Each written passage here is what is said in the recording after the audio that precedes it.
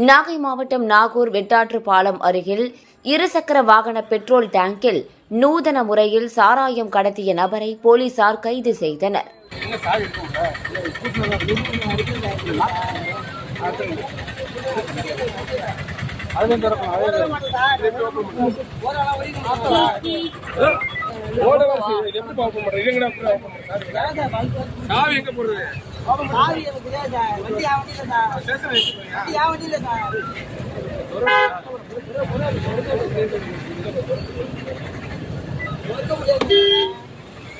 அந்த பாருங்க கரெக்ட் பாருங்க வீடியோ எடுங்க.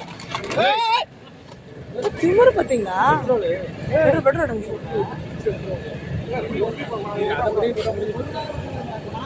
ஜெயிலுக்கு போறா